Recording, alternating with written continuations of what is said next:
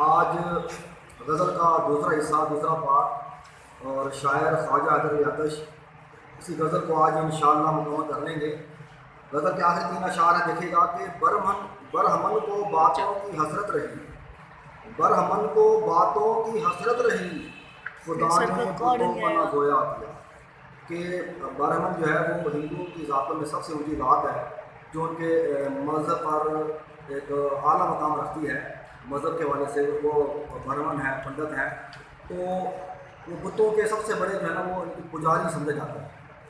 تو خواجہ صاحب نے دین اسلام کے تصوف، درویشانہ اور فقر کرام کو کیسے کمال بیان کیا کہ اگر وہ مٹی کے ہیں تو ان کو بھی اللہ نے طاقت عطا کرنی ہے، کہ اللہ تعالیٰ نے ان کو لکڑی کو، لوہے کو اور ان بتوں کو کھولنے کی گویا کی طاقت عطا نہیں فرمائی۔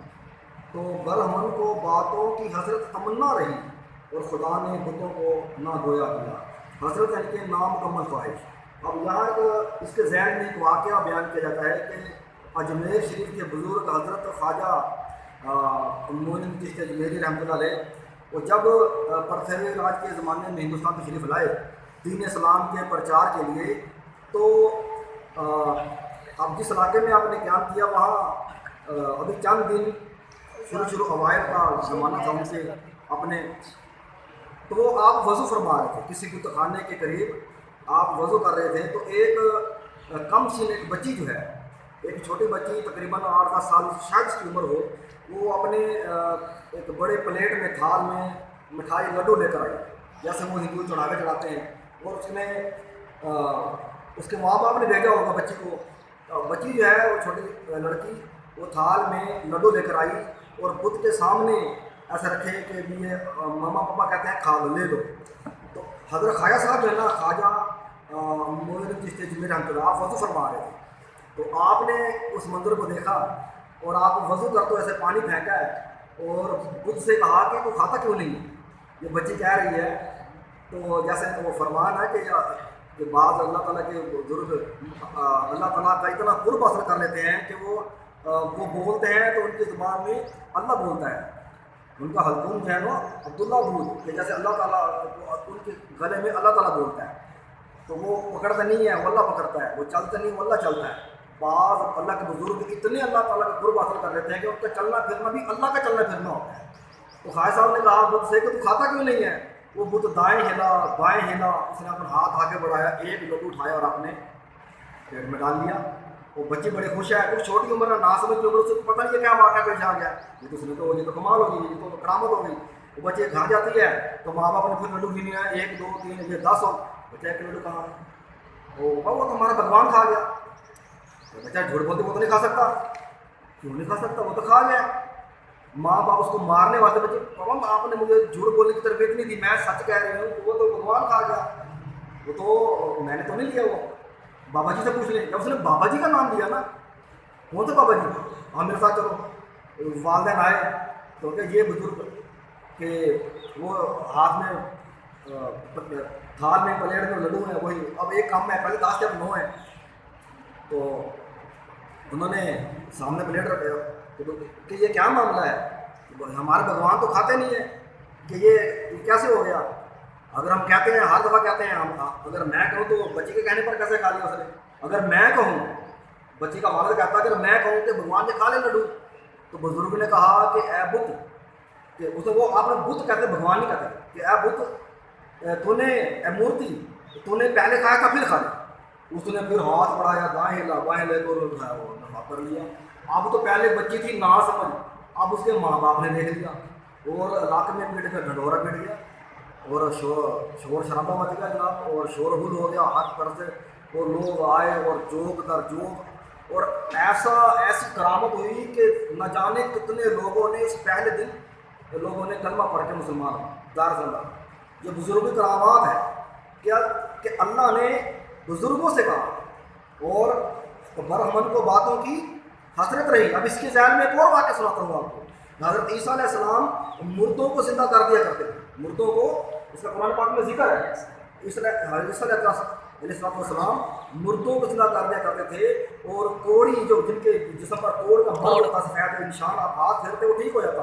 اور مادر ذات جو پیدائشی نبینا ہے، ایک ہوتا ہے نبینا آنکھیں ہیں نظر نہیں آتا، ایک ماں کے پیٹ سے نبینا ہے اور آنکھیں نہیں ہیں، باقاعدہ اس کی جگہ پر گوشت ہے، آنکھیں نہیں ہیں.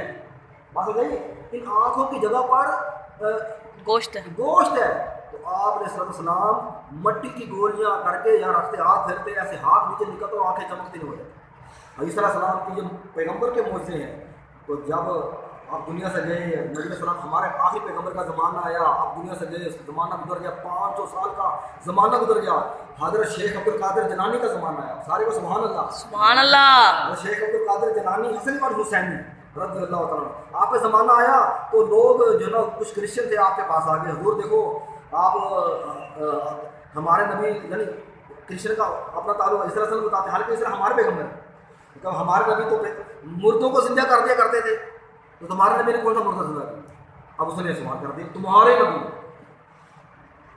حضرت شیخ عبد القادر کا زمانہ جو ہے ہمارے نبی علیہ السلام کو تقریباً 500 سال بعد کا زمانہ ہے. مطلب ہمارے نبی جو ہے نا وہ اس طرح عیسیٰ علیہ السلام مردوں کو زندہ کر دیا کرتے تھے، تمہارے نبی نے کون سا مردہ زندہ کیا ہے؟ حضرت شیخ عبد القادر جیلانی حسنی والحسینی، آپ نے کہا میرے نبی السلام کی بات چھوڑو، میں ان کا ادنا سا غلام ہوں، کون سا مردہ زندہ کرنا ہے؟ آؤ مجھے قبرستان لے گئے. وہ قبرستان لے گئے آپ، اور جو سب سے ٹوٹی ہوئی قبر تھی نا، جس کا نشان مٹ رہا تھا، لوگوں نے اس قبر پر ہاتھ رکھا، اور چند لوگ تھے، ان کا گروہ تھا پورا، ایک بندے نے نہیں کہا کہ یہ قبر ہے اور اس میں جو مردہ زندہ کرو. آپ نے کہا اس قبر میں جو مردہ ہے نا، جو کام کرتا تھا وہ کام کرتا، وہ باہر آئے گا ویسے نہیں، تو وہ کام کرتا باہر. فرمایا یہ جو مردہ تھا نا، یہ پیشے کا مراسی تھا، یہ ڈھول اور بین بجاتا تھا، یہ انشاءاللہ یہ بین بجاتا باہر آئے گا. اور آپ نے کہا ہاتھ رکھا ہے، جب پاؤں رکھا ہے، چھڑی رکھی ہے. فرمایا تم بیزنی اٹھ جاؤ میرے حکم سے، اٹھ جاؤ میرے حکم سے. حضرت عیسیٰ علیہ السلام کہا کرتے تھے قم بِإِذْنِ اللہ، نکل آؤ اللہ کا حکم سے. آپ نے کیا کہا کہ اٹھ جاؤ میرے حکم سے، فکر چینج کر دیا. اور لوگوں نے دیکھا آپ بھی موجود ہیں، اور قبر شک ہوئی ہے، اور اس کے قبر کے اندر وہ جو مراسی تھا، وہ جو اپنے زمانے میں بین بجاتا تھا، وہ توتی اور بین بجاتا باہر آ گیا، اور بین بجاتا باہر آ گیا. اور آپ اس نے پہلے فکر بولا کیا قیامت برپا ہو گئی، کیا قیامت لگ گئی؟ آپ نے کہا قیامت نہیں، ان لوگوں کی قیامت آئی. وہ لوگ، وہ ان میں سے کچھ بھاگ گئے، کچھ میں کلمہ پڑا، پھر بھی بھاگ گئے. جن کے دل پر مہر ہے وہ کرام کے موعظے دے کر مسلمان ہیں. تو اللہ تعالیٰ جن کو طاقت عطا فرمائے. اسی کے ذہن میں یہ باتیں آ رہی ہیں کہ برہمن کو باتوں کی حسرت رہی، خدا نے بتوں کو نہ گویا کیا. اگر اللہ چاہے تو دے دے، اگر سارے اللہ جس کو چاہے، جس وہ بت کے جو ہے نا، وہ تو پھر بھی اس کا انہوں نے آنکھیں بنائی ہوئی ہیں، ان کا منہ بنایا ہوا نا، نشان لگایا ہوتا ہے. اور آقا علیہ السلام کی مٹھی میں تو پتھر ہے، ان کا تو منہ بھی نہیں ہے. ابو جہل کہتا ہے میری مٹھی میں کیا؟ آپ نے فرمایا کہ میں بتاؤں جو تیری مٹھی میں خود بتائے. فرمایا جو زیادہ اچھی بات ہے. نبی نے فرمایا اپنی مٹھی اپنے کان کو لگا. مٹھی کان کو لگائی تو پتھر کہہ رہے تھے لا الہ الا اللہ، لا الہ الا اللہ، لا الہ الا اللہ محمد رسول اللہ. آقا علیہ السلام نے تو ان پتھروں سے بھی کلمہ پڑھوایا جن کا کوئی نشان بھی نہیں بنایا ہوا، وہ بھی نہیں بنایا ہوا.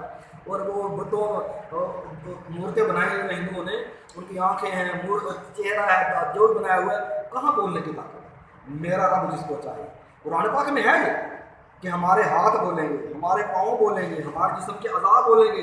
ہاتھ بولیں گے یہ گناہ کیا، ہمارے آنکھیں بولیں گے یہ گناہ کیا، پاؤں بولیں گے اس گناہ کی طرف چل کر گیا. اللہ تعالیٰ ان کو قوت گوئے عطا فرمائے. اس شعر کی ذیل میں اور باتیں کافی ہیں اتنی کہ برہمن کو باتوں کی حسرت کہتے ہیں. نام کمل تمنا کو حسرت کہتے ہیں، نام کمل تمنا کو حسرت کہتے ہیں. برہمن کو باتوں کی حسرت رہی، خدا نے بتوں کو نہ گویا کیا. اب یہ مزہ غم کے کھانے کا جس کو پڑا، اگلا شعر ہے مزہ غم کے کھانے کا جس کو پڑا، وہ اشکوں سے ہاتھ اپنا دھویا کیا. خواجہ حضرت آتش کیا کمال شعر ہے کہ آپ کہتے ہیں کہ مزہ غم کے کھانے کا، غم کھانا، غم اٹھانا، تکلیفیں اٹھانا، محبت کی راہ میں، عشق کے رستے میں، اس منزل کے رستے میں غم اٹھانے کا مجھے مزہ آنے لگا ہے. وہ اشکوں سے ہاتھ اپنا دھویا کیا کہ میرے اتنے آنسو بہتے ہیں کہ میں اس میں اپنا ہاتھ دھو سکتا ہوں. دوسرا یہ ہے کہ میں نے اس سے ہاتھ دھو لیے۔ اب اس کے ذہن میں شعر ہے، اسی شعر کے ذہن میں کہ رنج سے، مرزا غالب کا شعر ہے کہ رنج سے خوگر ہوا انسان تو مٹ جاتا ہے رنج۔ خوگر ہوتا ہے پہچان، واقفیت، جان پہچان، تسلیم کر لینا، مان لینا۔ رنج سے خوگر ہوا انسان تو مٹ جاتا ہے رنج، مشکلیں مجھ پہ اتنی پڑی کہ آسان ہو گئی۔ کیا بات مرزا غالب کا شعر بات سمجھائیے کہ میں نے اب عشق راہ میں اتنے غم اٹھائے ہیں کہ اب مجھے غم اٹھانے میں مزہ آنے لگا، اور جب تک اب غم نہ ملے تو مجھے مزہ نہیں آتا۔ اب مزہ غم کے کھانے کا جس کو پڑا، جس کو غم اٹھانے کی عادت پڑ گئی، تو اب اشکوں سے ہاتھ اپنا دھویا کیا۔ اب یہ محاورہ ہے ہاتھ دھونا، دو مطلب ہے، آپ سنیں گے سمجھیں گے۔ پہلا مطلب ہے، ہم اردو میں کہتے ہیں یار آج تو میں اپنی فلاں چیز سے ہاتھ دھو رہا تھا، کہتے ہیں یعنی کہ گم ہو گئی، سمجھ آئی بات؟ ہاتھ دھو بیٹھنا، گم ہو جانا، کھو جانا، چوری ہو گئی، چلے گئی، نقصان ہو گیا۔ تو شاعر کہتا ہے کہ میں نے اتنے آنسو بہائے ہیں، خواجہ حضرت آتش کہتے ہیں کہ میں نے محبوب کے غم میں اتنے آنسو، اتنے میرے آنسو نکلے کہ میں نے ان سے ہاتھ دھو لیا کہ اب نکلتے ہی ختم ہو گئے، کہ اب آنسو کی جگہ پر میرے لہو نکلتا ہے شاعر نے۔ اور دوسرا مطلب میں نے یہ بتایا کہ میرے اتنے آنسو نکلتے کہ اس کی میں اپنا ہاتھ دھو لوں، کہ مزہ غم کے کھانے کا جس کو پڑا وہ اشکوں سے ہاتھ اپنا دھویا کیا، کہ جس کو غم اٹھانے کی عادت پڑ گئی تو اب اس کو اسی میں ہی مزہ آتا ہے، کہ ان کے دیکھے سے جو آ جاتی ہے منہ پہ رونق، وہ سمجھتے ہیں کہ بیمار کا حال اچھا ہے۔ کیا بات تو آگے آخری شعر دیکھیے گا، غزل آخری شعر ہے تو سارے بھی آ چکے ہیں کہ زنخدان، یہ محبوب کے چہرے کی کئی لوگوں نے تعریف کی ہے، خواجہ صاحب نے ایک نیا کام کر دیا۔ زنخدان کہتے ہیں یہ چن، یہ تھوڑی کہتے ہیں، تھوڑی بات تھوڑی کہتے ہیں، بات تھوڑی کہتے ہیں۔ یہ چن جو ہے کہ بعض لوگوں نے اپنے محبوب کے آنکھوں کی، چہرے کی، ماتھے کی، ماجبی کہتے ہیں، روشن چہرہ اور بالوں کی اور زلفیں سیاہ کی اور ہونٹوں کی تعریف کی ہے، اور بعض لوگوں نے سرائی دار اور جسم گردن کی۔ اب یہ خواجہ صاحب نے کمال کر دیا کہ اپنے محبوب کی چن ٹھوڑی کی تعریف کر رہے ہیں، اور ٹھوڑی بھی ایسے تھوڑا سا اندر ایک خلا بنا ہوا ہے کہ زنخدان سے آتش محبت رہی، کہ آتش مجھے اپنے محبوب کے ٹھوڑی کا جو ہلکا سا خلا بنا ہوا ہے مجھے اس سے ہمیشہ محبت رہی ہے، اور کنویں میں مجھے دل میں ڈبویا کیا، کہ میرا دل جو ہے وہ محبوب کو چین کی ٹھوڑی نہیں، وہ کنواں ہے پانی کا، اس میں تو میرا دل ڈوب کے رہ گیا۔ کہ میں پہلے دوسرے شعر میں کہتا ہے کہ ہمیشہ لکھے وصف دندان یار، قلم اپنا موتی کو رویا کیا، کہ میں نے محبوب کے دانتوں کی تعریف کیا کہ صرف دانت نہیں ہے، اور میر تک کیا کہتے ہیں کہ ناز کی اس کے لب کی کیا کہیں گے، پنکھڑی ایک گلاب کسی ہے۔ تو وہ ہونٹوں کی تعریف کر رہے ہیں، دانتوں کی تعریف کر رہے ہیں، اور آنکھوں کی تعریف کر رہے ہیں کہ میر ان نیم باز آنکھوں میں ساری مستی شراب کسی ہے، کہ میر تک میر ان نیم باز آدھ کھلی آنکھوں کی تعریف کر رہے ہیں۔ اب یہاں جو ہے نا وہ دانتوں کی تعریف کر رہے ہیں، مصب لکھ رہے ہیں، اور آخر میں کہہ رہے ہیں یہ تو نیا اس نے ٹرینڈ ڈال دیا ہے، کہتا ہے محبوب کی جو ٹھوڑی ہے، جو چن ہے، وہ بھی ایک حسن لیے ہوئے ہے، اور اس کا تھوڑا سا جو خلا بن گیا ہے اس میں تو میرا وہ ایسا جیسے پانی کا کنواں، اور پانی کا نہیں، وہ محبت کا کنواں ہے، اس میں میرا دل ڈوب کے رہ گیا۔ تو آج کا یہ غزل مکمل ہو گئی ہے، تو اس غزل کو دیکھیے گا اور سماعت کرنے کا بہت بہت شکریہ۔ السلام علیکم۔